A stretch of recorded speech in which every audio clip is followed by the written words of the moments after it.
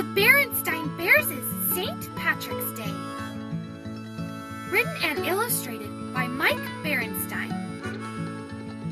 It was in between time and bear country, the time between the end of winter and the beginning of spring. The weather couldn't decide whether to be cold and snowy or warm and sunny. Sometimes it was both warm and snowy, with spring flowers poking through patches of snow. The holidays were in between as well.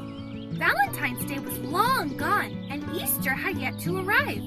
About this time, March 17th to be exact, Grizzly Gramps and Gran came by the Bear family's treehouse. "Happy St. Patrick's Day," called Gramps. Brother, sister, and Honey were surprised to see Gramps and Gran all in green with bright green top hats. Why are you dressed like that?" asked Sister. "For St. Patrick's Day, of course," said Gran. "What's St. Patrick's Day?" asked Brother. Gramps was shocked. "Don't you cubs know you're part bearish?" he asked. "We know we're bears," said Sister, puzzled. "That's not what I mean," laughed Gramps, and he explained. "To be bearish," said Gramps, "means that some of our ancestors came from the island of Bearland across the sea. Bearland is a fair green country called the Emerald Isle. That's why we wear green on St. Patrick's Day." "Who is St. Patrick?" asked Brother. "St. Patrick was important in bearish history," said Gramps. "He brought goodness and faith to Bearland. There's a story that he drove all the snakes from the country.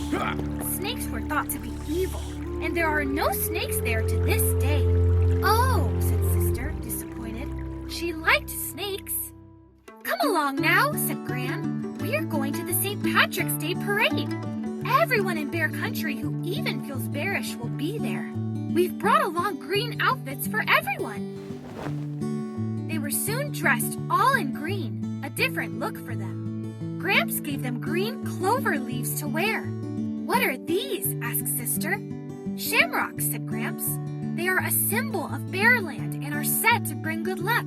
The luck of the bearish." "Nice," said Brother, who didn't mind a little good luck.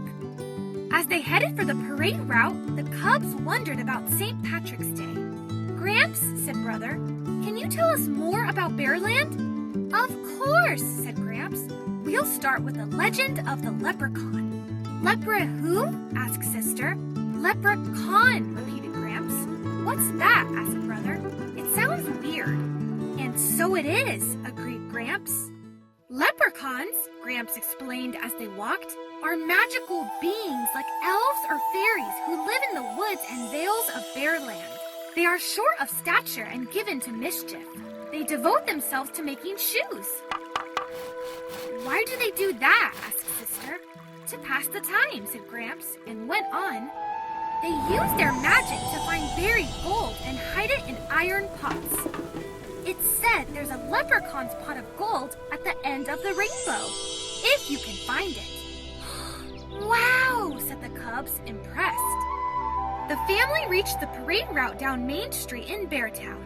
Papa set up folding chairs and they settled down to wait for the parade to start. It was one of those warm and sunny in-between days. The cubs relaxed in their chairs, thinking about leprechauns. They began to doze off and, as they dozed, to dream. Sleepily, the cubs opened their eyes. To their surprise, it seemed they were in a green and pleasant land. It looked like an emerald isle. They were all alone. It was peaceful and serene. Puffy white clouds billowed over the green hills, and a beautiful rainbow appeared. It arched, shimmering down to the hills and beyond. Without thinking, the cubs followed the rainbow. Soon, the cubs heard a sound, a tap-tap-tapping, like a little hammer busily at work. Curiously, they followed it to where the rainbow ended in a ring of boulders. There, the cubs beheld a little figure dressed all in green tapping at a shoe. He turned and saw them. "Begorra," he said, smiling. "Welcome, youngins, and who might you be?" "We're Sister, Brother, and Honey," said Sister. We're bears. Are you now? He laughed. Tell us, sir, said Brother. Are you a real leprechaun? Well now, he said with a wink. What do you think I am? And what brought you here, my darlings? Did you follow the rainbow? Yes, we did, admitted Brother. And I suppose you're expecting to find a pot of gold, said the leprechaun with a chuckle. I guess so, said Sister shyly. And sure you were right, said the leprechaun, stepping aside and revealing a pot of gold, glistening in the rainbow. Help yourselves. Scarcely able to believe their luck, the cubs dug into the gold and filled their pockets. Wake up! Wake up! Someone was saying. It was Grizzly Gran. You're missing the parade. The cubs sat up, rubbing their eyes. The pot of gold and the leprechaun and the Emerald Isle disappeared. They were sitting in their folding chairs on Main Street in Beartown, but somehow, something seemed different. The St. Patrick's Day parade was indeed getting started. It was a sight to behold. There were marching bands and bearish dancers. There were pipers piping and harpers harping. Mayor and Mrs. Honeypot drove by in their long lavender limousine. The whole Beartown police and fire departments came marching along.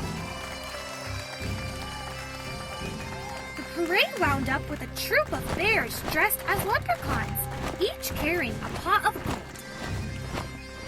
As the bear family packed up their things and started for home, the cubs thought back to their vision of the Emerald Isle and the leprechaun's pot of gold. Had it really been just a dream? Then Honey thought she caught a glimpse of something, a little figure dressed in green, hopping behind a boulder. And she thought she heard a soft chuckle. Could it be Bigora? Who can tell?